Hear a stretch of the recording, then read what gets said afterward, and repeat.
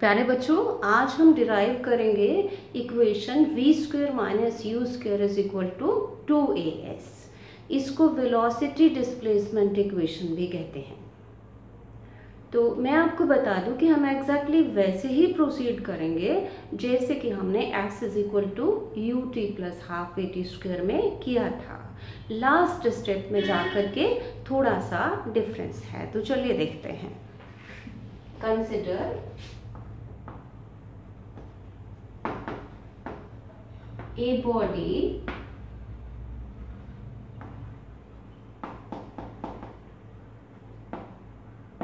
moving with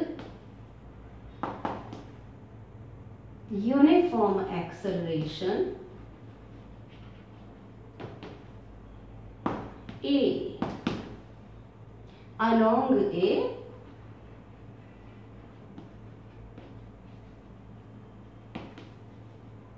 straight line। तो uniformly accelerated motion हमने consider की है और अब ग्राफ प्लॉट करते हैं। Plot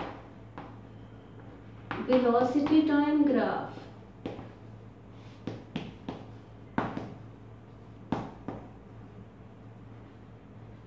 for this body.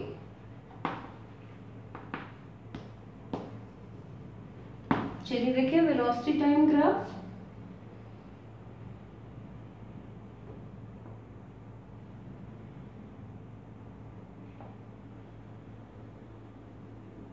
ये ओरिजिन एक्स एक्सिस पर क्या प्लॉट करते हैं?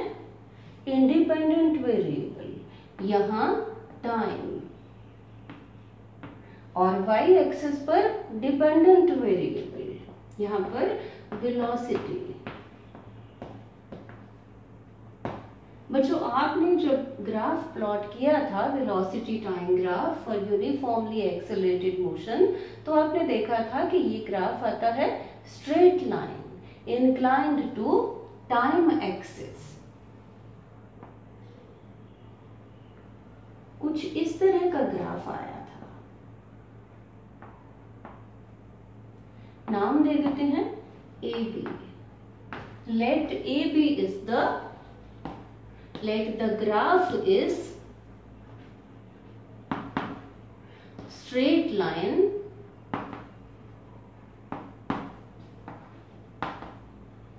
AB inclined to time axis। इस तरह का ग्राफ आया था। अब क्या करें? दो पॉइंट्स चूज कर लेते हैं इस ग्राफ पर। Choose 2 points C and D। From C draw perpendicular CC1 on time axis where the time is T1, और C से वेलोसिटी एक्सिस पर परपेंडिकुलर ड्रॉ करें जहां पर वेलोसिटी आ जाती है V1। इसी तरह से पॉइंट D से draw perpendicular D1 on time axis where the time is T2। Draw perpendicular on from D perpendicular on velocity axis where the velocity is V2। तो हम क्या लिख सकते हैं?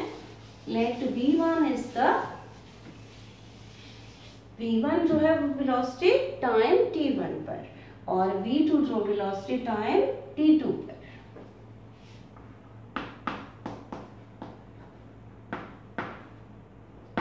Velocity of the body at time T1, correct. अब V2 velocity of the body at time T2।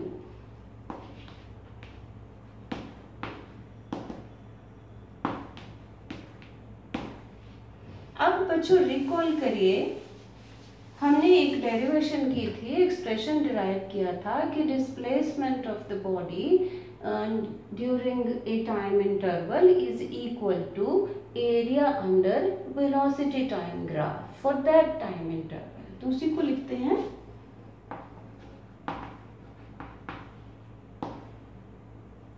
displacement S of the body during time interval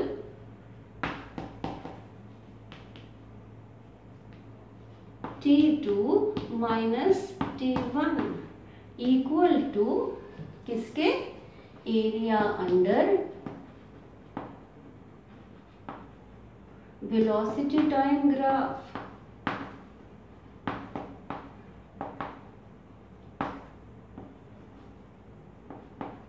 from time t1 to t2। अब देखिए कि ये डिस्प्लेसमेंट किसके बराबर आएगी, एरिया वेलोसिटी टाइम ग्राफ में t1 t2 time interval t1 से t तक में कितना पार्ट है ग्राफ का, ct, और ct के अंडर देखिए ये ग्राफ, ये एरिया आ रहा है।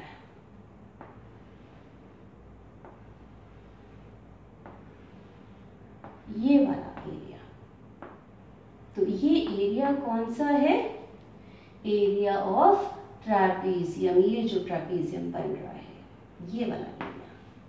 This is equal to area of trapezium, कौन सा, CD D1 C1 C, CD D1 C1 C। और ट्रेपेजियम का एरिया किसके बराबर होता है, 1/2 sum of parallel sides into distance between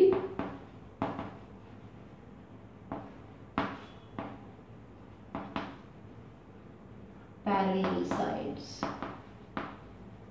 ये आपने मैथमेटिक्स में पढ़ा है और इसको आप लिख सकते हैं S is equal to 1/2 parallel sides कौन कौन सी, D1 और plus C1 into distance between the parallel sides is C1 D1। S is equal to 1/2 D1 को क्या लिख सकते हैं, V2, और C1 को क्या लिख सकते हैं, V1 into C1 D1 time interval T2 minus T1। तो ये आ गया S। अब इस इक्वेशन में देखिए टाइम नहीं है, तो हमने इस टाइम को यहां से एलिमिनेट करना है। हमने फर्स्ट इक्वेशन ऑफ मोशन में क्या प्रूव किया था, V2 minus V1 is equal to A, ये यहां से हम वैल्यू निकाल लेते हैं T2 माइनस T1 की।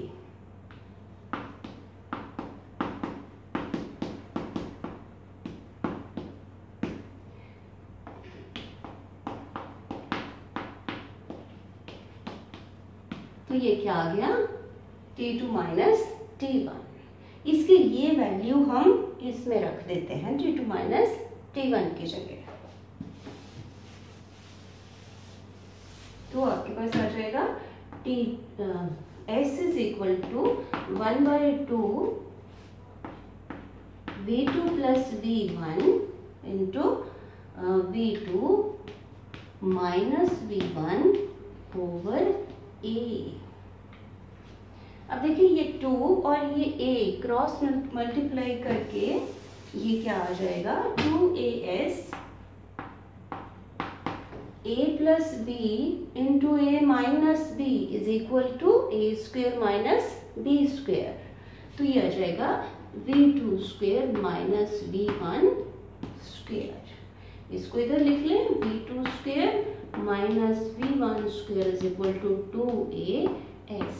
तो तो ये हमारी इक्वेशन आ गई वेलोसिटी डिस्प्लेसमेंट इक्वेशन। चलिए इसको पोजीशन की फॉर्म में कैसे लिखते हैं डिस्प्लेसमेंट को। हम लिख लेते हैं x is equal to x2 minus x1, जबकि x1 क्या है, position of the body at time t1 और x2 क्या है, position of the body at time t2।